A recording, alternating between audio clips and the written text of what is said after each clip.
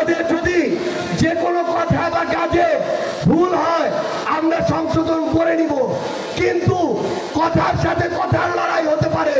কথার সাথে কখনো গায়ে হাত দেওয়ার, মঞ্চ আগুন জড়িয়ে দেওয়ার, ব্যানার পুড়িয়ে দেওয়ার হতে পারে না।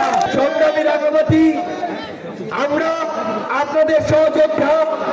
আমরা যদি কখনো অনিচ্ছাকৃত কোনো ভুলও করি, সেই ভুল সংশোধন করার মানসিকতা আমাদের সবসময় থাকবে। আপনারা যে কোনো সময় যে কোনো পরামর্শ দিয়ে আমাদেরকে সংশোধন করবেন। কিছুদিন পূর্বে এমন হয়েছিল, আমারই একটি ভুল হয়েছিল। অনিচ্ছাকৃত আমাদের আরেক সংগ্রামী পাহাড়ের জনপদ বাস্তবায়ন নিয়ে আমার থেকে অনিচ্ছাকৃত আরেকটি কথা বের হয়েছিল। পরক্ষণেই আমার মনে হয়েছে এই কথাটি আমার আসলে বলা উচিত হয়নি। আমি আজকে আপনাদের সামনে সেটির জন্য দুঃখ প্রকাশ করতে চাই। তবে একটি গুরুত্বপূর্ণ বিষয় হচ্ছে, আমাদের এই রাষ্ট্র কাঠামোতে, আমাদের এই আমলাতন্ত্রে, আমাদের এই বিভিন্ন বাহিনীতে একটা কালচার আছে, একটা চর্চা আছে যে কেউ যদি কোনো জায়গায় অপরাধ করে, কোনো দুর্নীতির সাথে সম্পৃক্ত থাকে, কোনো সরকারি কর্মকর্তা কর্মচারী আমলা, তাকে পানিশমেন্ট পোস্টিং হিসেবে পার্বত্য চট্টগ্রামে, উত্তরাঞ্চলের নীলফামারী, লালমনিরহাট, পঞ্চগড়, ওইদিকে ভোলা, এইসব জেলায় পাঠিয়ে দেওয়া হয়। আমাদের এই রাষ্ট্র ব্যবস্থার কাছে প্রশ্ন, এই যে উত্তর, দক্ষিণ, পূর্ব, পশ্চিমের প্রান্তিক জেলাগুলোতে আমাদের যে ভাইরা বোনেরা, যে সাধারণ জনগণ বসবাস করে, তারা কি অন্যান্য জনগণ থেকে ভিন্ন নাকি? সেখানে কেন এভাবে পানিশমেন্ট পোস্টিং দেওয়া হবে? এই পানিশমেন্ট পোস্টিং এর মাধ্যমে কোন একজন অসৎ অফিসারের সাজা হতে পারে না। তার নির্ধারিত আইনি কাঠামোর মধ্য দিয়ে তাকে তার অপরাধ অনুযায়ী শাস্তির আওতায় নিয়ে আসতে হবে। কারণ যে দুর্নীতিবাজ, যে বিভিন্ন জায়গায় সরকারি কর্মকর্তা কর্মচারী হয়ে ক্ষমতার অপব্যবহার করেছে, সে যদি ওই ঢাকায় থাকে সেখানেও করবে, সে যদি রাঙামাটিতে আসে এখানেও করবে।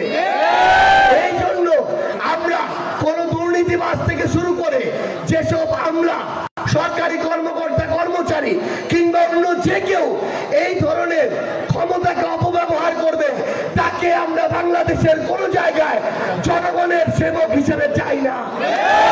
কারণ তারা যতটা না জনগণের সেবক হয়ে ওঠে, তার চেয়ে বেশি সুযোগ পেলেই জনগণের শোষক হয়ে ওঠে।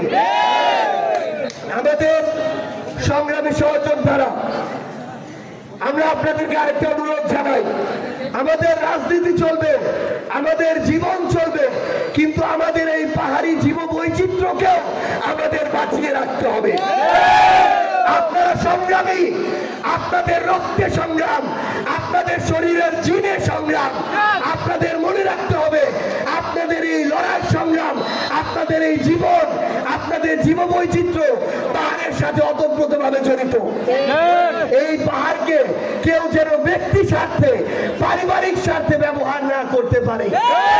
এই পাহাড়কে কেউ যেন সাময়িক আপনাদেরকে সুবিধা দিয়ে আপনাদের এই পাহাড় থেকে শুরু করে আপনাদের জীবনযাত্রাকে ব্যাহত না করতে পারে। দুই একদিন আর কিছু টাকার দিকে তাকিয়ে একটা পুরো জেলা, একটা পুরো অঞ্চলের জীব বৈচিত্র্য যেন কয়েকজন ব্যবসায়ীর কাছে কুক্ষিগত না হয়, এটা আপনাদেরকে সচেতন ভাবে লক্ষ্য রাখতে হবে। সংগ্রামী সহযোদ্ধারা, আরেকটি অনুরোধ আপনাদেরকে জানাই, আমাদের যদি যে কোনো কথা বা কাজে ভুল হয় আমরা সংশোধন করে নিব, কিন্তু কথার সাথে কথার লড়াই হতে পারে। কথার সাথে কখনো গায়ে হাত দেওয়ার, মঞ্চ আগুন জড়িয়ে দেওয়ার, ব্যানার পুড়িয়ে দেওয়ার হতে পারে না। এগুলো ফ্যাসিবাদী চরিত্র। আমরা স্পষ্ট করে বলি, আমরা যেমন আমাদের ভুল সংশোধন করব, আমরা দেখব আমাদের প্রবীণরা কি কথা বলছে। আমাদের প্রবীণরা যদি কথায় কথায় আমাদেরকে সমুদ্রে ভাসিয়ে দেওয়ার কথা বলে, কথায় কথায় আমাদেরকে বিভিন্ন ভাবে ছোট শব্দ বলে তিরস্কার করে, তাহলে আমরা বুঝে নিব তাদের থেকে আমাদের আর শেখার কিছু নেই। সংগ্রামী সহযোদ্ধারা, আগামীর বাংলাদেশে আমরা সম্প্রীতির রাজনীতি চাই, আমরা পারস্পরিক শ্রদ্ধাবোধের রাজনীতি চাই, আমরা লড়াই সংগ্রামের সুন্দরের রাজনীতি চাই। আপনাদের সাথে আমাদের সবার আবার ঐক্যবদ্ধভাবে দেখা হবে। এই রাঙামাটির জয় হবে, পার্বত্য চট্টগ্রামের জয় হবে, বাংলাদেশের জয় হবে। ইনকিলাব জিন্দাবাদ।